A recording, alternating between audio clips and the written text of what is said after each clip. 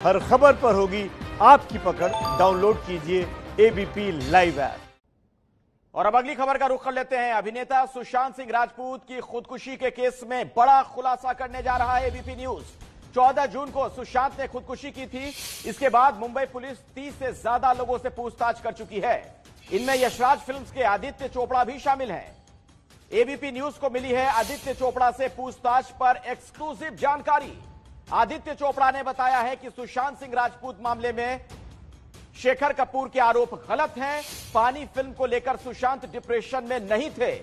Film पानी के लिए यशराज फिल्म्स ने सुशांत को अप्रैल 2013 के आसपास साइन किया था, जबकि संजय लीला भंसाली की रामलीला के लिए सुशांत से कॉन्ट्रैक्ट नवंबर-दिसंबर 2013 में हुआ था। तो यह बात साफ कर दी गई है।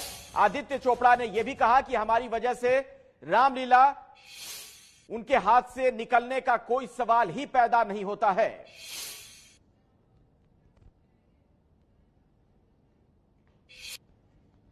आइए हम आपको सीधे लिए चलते हैं गणेश ठाकुर के पास। हमारे सहयोगी हमारे साथ जुड़ चुके हैं। गणेश, जरा विस्तार से बताएं, और कुछ भी पता चल पा रहा है क्या इस बारे में? क्या जानकारी और दी जा रही है?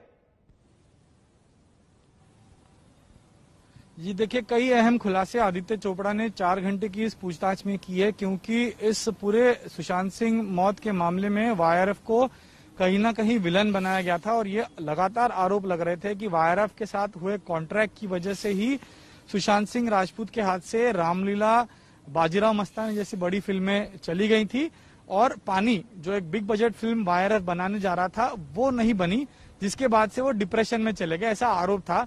इन्हीं आरोपों पर आज आदित्य चोपड़ा ने खुद अपना खुलासा दिया है, अपना स्टेटमेंट दिया। आदित्य चोपड़ा ने कहा है कि वाईआरएफ ने सुशांत सिंह राजपूत के साथ में कॉन्ट्रैक्ट नवंबर-दिसंबर 2013 के बीच साइन किया था, जबकि रामलीला इस फिल्म के लिए संजय लीला बंसाली ने रणवीर सिंह को अप्रैल 2013 के आसपास साइन किया था। यानी वाईआरएफ के कॉन्ट्रैक्ट से पहले ही रामलीला रणवीर सिंह को दी गई थी। तो रामलीला वाईआरएफ के कॉन्ट्रैक्ट की वजह से सुशांत के हाथ से निकल जाने का सवाल खड़ा नहीं होता। दूसरी बात यह कही है कि बाजीराव मस्तानी इस फिल्म के लिए संजय लीला बंसाली की तरफ से या उनकी टीम की तरफ से वाईआरएफ को अप्रोच नहीं किया गया। अगर अप्रोच किया जाता तो बात हम सोचते। सुशांत ने भी इस फिल्म के बारे में वाईआरएफ से नहीं कहा कि उन्हें ये फिल्म ऑफर हुई और उसमें काम करना चाहते हैं, इसलिए उनकी वजह से फिल्म जाने की बात गलत है। वाईआरएफ का कहना है, आदित्य चोपड़ा का ये कहना था कि अगर हम MS धोनी जैसी फिल्म कॉन्ट्रैक्ट में रहते हुए साल 2014 और 15 में सुशांत को करने देते हैं, तो हम बाजीराव मस्तानी करने से उन्हें क्यों रोकते। तो आदित्य चोपड़ा का कहना है कि हमने सुशांत के करियर में कहीं रोड़ा नहीं बने हैं, मैं ना मेरी टीम कभी रोड़ा बनी है, हमने उन्हें प्रमोट ही किया है। शेखर कपूर ने अपने स्टेटमेंट में पुलिस को यह बताया है कि सुशांत पानी फिल्म रिलीज या नहीं बनने की वजह से डिप्रेशन में चले गए थे, या काफी नाराज थे या दुखी थे। आदित्य चोपड़ा का कहना है कि यह सरासर गलत इल्जाम वाईआरएफ पे लगा है, क्योंकि शेखर कपूर की इस फिल्म में जो वाईआरएफ बना रहे थे उसमें खुद वाईआरएफ ने सुशांत सिंह राजपूत को कास्ट किया था और शेखर कपूर से कहा था कि ये लड़का अच्छा काम करता है, इसे हम कास्ट करना चाहते हैं। और बाद में शेखर कपूर ने सुशांत को वाईआरएफ के कहने पे फिल्म में कास्ट के लिए मंजूरी दी थी। सुशांत सिंह राजपूत की इस फिल्म में आदित्य चोपड़ा ने कहा है कि हमने 5 से 6 करोड़ रुपए लगाए भी थे, और वो 5 से 6 करोड़ लगाने के बाद जब क्रिएटिव डिफरेंस से शेखर कपूर और उनके बीच में आ गए थे, तब ये फिल्म बनी। और उसके बाद सुशांत को कॉन्ट्रैक्ट से रिलीज कर दिया था, और रिलीज होने के वक्त किसी भी तरह के विवाद की कोई बात नहीं है। सुशांत सिंह अपनी मर्जी से गए थे और हमने उन्हें रिलीज किया था। तो ठीक है जी। गणेश, जरा ये भी बताइए कि क्या जो आरोप लगाए गए शेखर कपूर की तरफ से सिर्फ उसी को लेकर आदित्य चोपड़ा पर सवाल खड़े हो रहे हैं, या पर्दे के पीछे की कुछ और भी कहानी सामने आ रही है?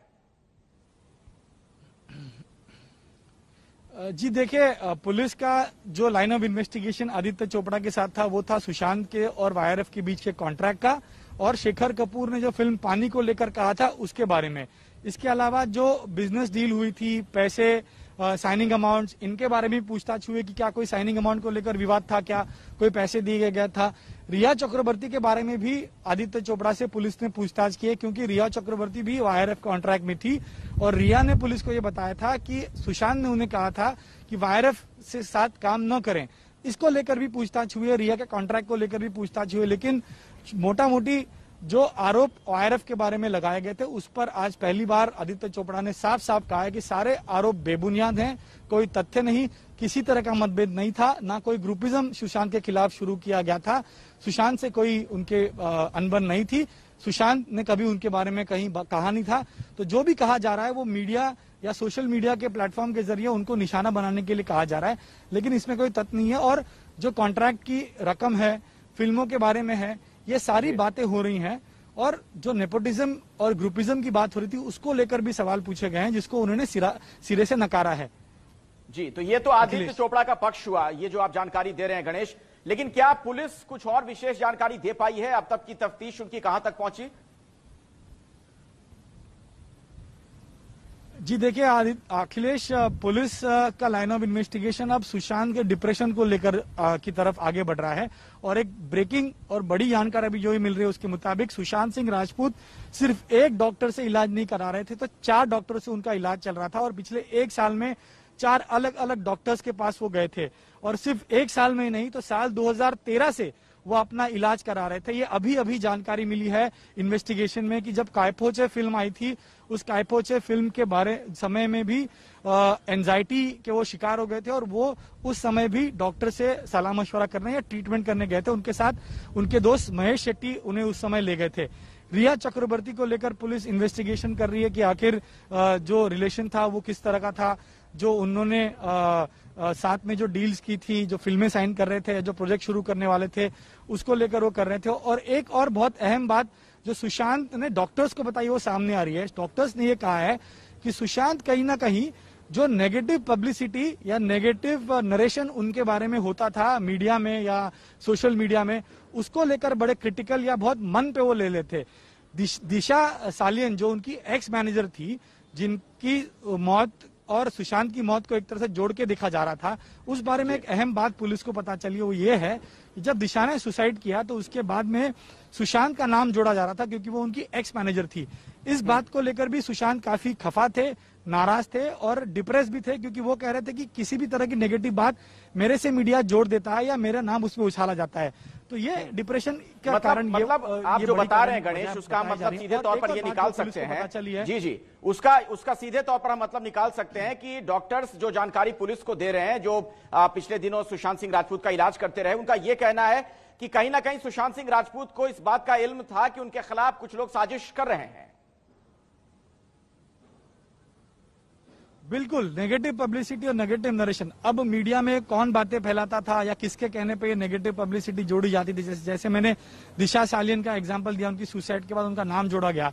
और भी बातें जो आई हैं पुलिस की पूछताछ में डॉक्टर्स के, एक बात ये अहम और पता चली है कि डॉक्टर्स ने ये पुलिस को बताया है कि सुशांत सिंह राजपूत जितनी मेहनत करते थे उतना क्रेडिट उनको नहीं मिलता था, और ये क्रेडिट नहीं मिलना उनको कई बार खलता था या उससे वो दुखी रहते थे।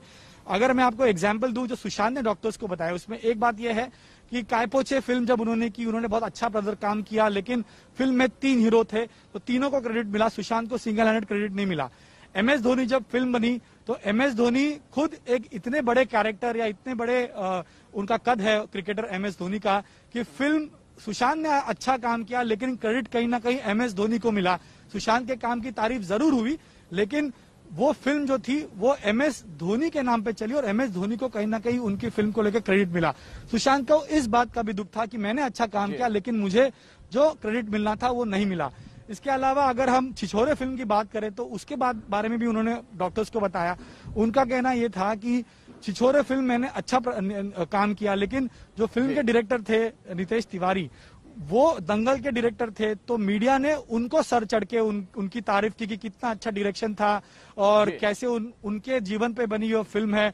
तो कहीं ना कहीं ये बातें उन्हें खलती थी कि मैं मेहनत करता हूं। केदारनाथ का जिक्र उन्होंने किया, केदारनाथ में कहीं ना कहीं उनका अच्छा अभिनय हुआ, लेकिन सारा अली खान की पहली फिल्म थी तो सारा लाइमलाइट उनको मिल गया था। तो वो ये हमेशा समझते थे कि मैं अच्छा काम करता हूं, मेरी वजह से या मेरे काम के अभिनय की वजह से फिल्म चलती है, लेकिन क्रेडिट मुझे मिलता नहीं है। तो ये सारी बातें बहुत ही महत्वपूर्ण जानकारी आप दे रहे हैं गणेश। मैं दोबारा आपके पास लौटूंगा।